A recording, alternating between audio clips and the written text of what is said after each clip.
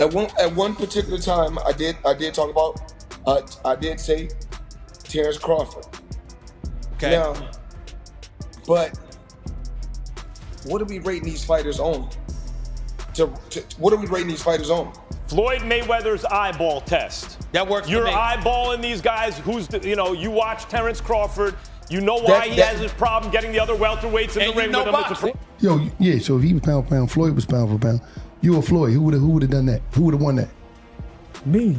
Because I think Floyd at his best was a better defensive fighter than Crawford. Crawford's a better offensive fighter, but in those kind of matchups, I think defense usually beats the offense. Floyd Mayweather recently responded to Terence Crawford in a live interview, claiming that Crawford does not deserve a spot on the pound-for-pound list. Meanwhile, Stephen A. Smith argued that Crawford is the top fighter in the world, the real pound-for-pound champion. He has proven his dominance in the four-belt era by becoming the undisputed world champion. Terence Crawford is the best fighter on the planet. Pound for pound, he's that dude. In this four-belt era. Additionally, Oscar de la Hoya stated that Floyd Mayweather is the best trainer he has ever worked with. He added that if Mayweather ever faced Terence Crawford, he would adapt his style, reinvent himself, and emerge as a completely new fighter, highlighting just how exceptional Floyd really is. For me, is the best trainer I've ever had in my life. He would revitalize his style. He would make him a new fighter.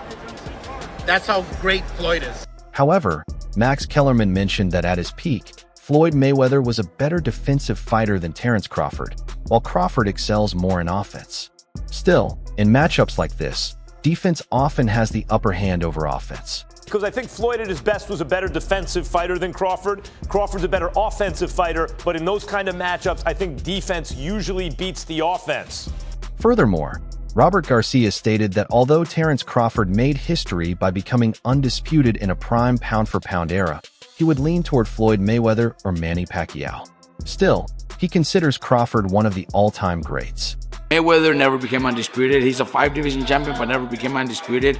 Never really followed that unification, stuff like that. So I think when it comes to accomplishments, I think he's already done more. In a fight, I probably still pick Mayweather. Both in the prime, I would probably pick Mayweather to win. Just like I would probably pick Pacquiao to win, both in the prime. Ooh, to beat Crawford. Yeah, I think so. Prime for prime? Nice. Yeah. But is Crawford one of the greatest of all time? It's 100%. They're definitely here. Danny Garcia added that since Mayweather is about 10 years older than Crawford, a truly competitive fight wouldn't be realistic. However, an exhibition match between them would be exciting and actually a very fitting idea. Hard. I mean, they're not that separated in age, right? I think Terence is 38. I think Floyd, I am not sure he's either 10 years older or 12 years older. I don't know if he's 48 or 50. Yeah, I don't think we're going to get the best Floyd, so I don't think it makes sense. Exhibition would be crazy, actually. Yeah, I think that makes sense. Exhibition would be crazy, actually. Yeah, I think that'll make... Errol Spence Jr. explained that Floyd Mayweather's smart ring tactics and legendary skills put him in a league of his own, which is why he considers Floyd one of the greatest fighters ever. It's a little different because, Floyd is different. I feel like he's the best fighter. I don't know about all time. He might be the best fighter all time. If not, he's close 2-3, yeah. And not by far. So it's just it's a little bit different things that Floyd does. And Floyd was a lot older when I sparred him, and it's just certain things that he does that that's really tricky. Like the guy we get in the clinch, he was like squeezing my nose, and I couldn't breathe and stuff like that. So it's just certain things that he do in there. It's just veteran stuff, just veteran all-time type stuff he was doing when I was part of it. He also added that even though a showdown between Crawford and Mayweather could only exist in imagination, Floyd's psychological edge separates him from everyone else, making him unmatched in that area. Floyd would beat Crawford, would you think? I know that's just a fantasy matchup. Man, I don't know. I'm reaching, I don't get into all that. Yeah. I don't know who went out. Sugar Ray Robinson and Floyd. I don't know, man. But for Floyd was the best work, just like mental games, everything. Oh, yeah, mentally, yeah. by far, I feel like he's the best.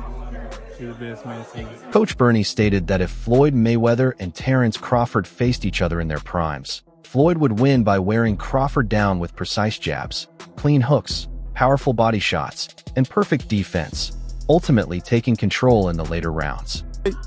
Just hypothetically speaking, just looking at, two fighters, you got Floyd and you got Crawford in their prime. Who you picking? Can we all give an opinion on that? Yeah, you want to? Yeah, I got an opinion on that too. Coach, what you think? I'm listening to you, Rep. Floyd versus a prime Mayweather. We can go Pretty Boy. We can go Money May versus Terence Crawford in his prime. Who we got? I think Money May would have shut Crawford down. He would have bored him to sleep like he do these fighters. Yeah. He would have jabbed him, hooked him, just sticking in the body.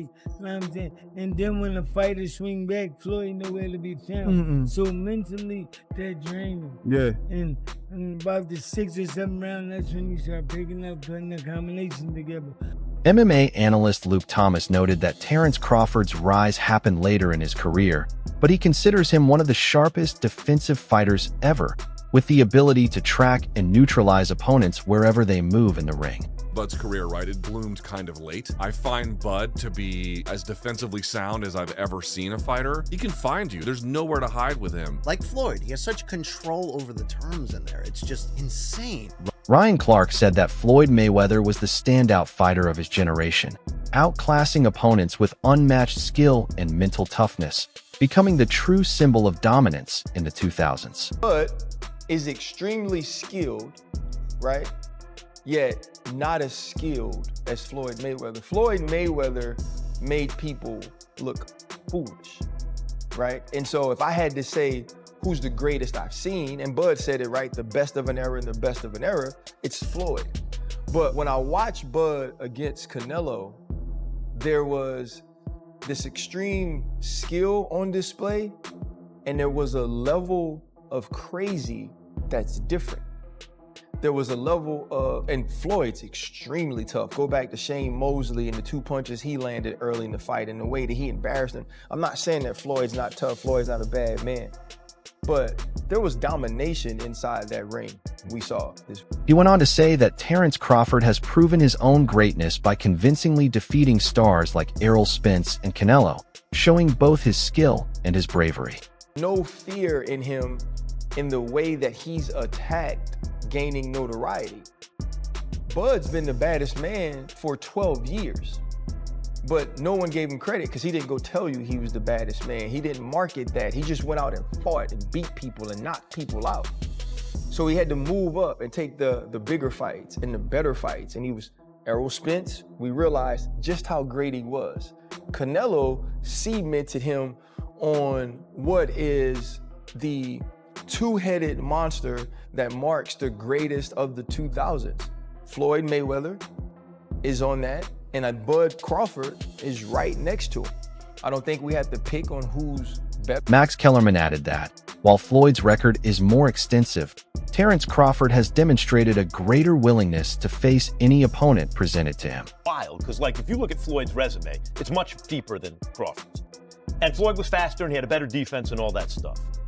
But Floyd picked and chose when he fought guys, especially once he left lightweight. He wiped out the junior lights, bring him. Lightweight, he jumps up to Jose Luis Castillo first thing. A lot of people think he lost the first fight, I didn't, but then he won the rematch. But once he left lightweight, he was careful about when he fought guys. So even though his resume is deeper with names, people remember, yeah, but he didn't want it with certain dudes at certain times. Crawford, we all witnessed, even though the resume is thin in certain ways, he wanted it with everyone the whole time. Yes. That makes a difference to people. Jeff Mayweather highlighted Floyd Mayweather's win over a young Canelo Alvarez as clear evidence of Floyd's brilliance in the ring, while also recognizing the potential Canelo showed early in his career. Canelo, that time was a razor-thin decision. Floyd won, majority decision. C.J. Ross had it with what a lot of people had as a draw, and then the other two judges scored it for Floyd, of course. And that was And that was a Floyd at the top of his game with a very green Canelo with very little experience, and he took him, into deep waters. So Yeah. What was Canelo? 20 what? 23, 25? yeah, he was. Very very young in the game, obviously.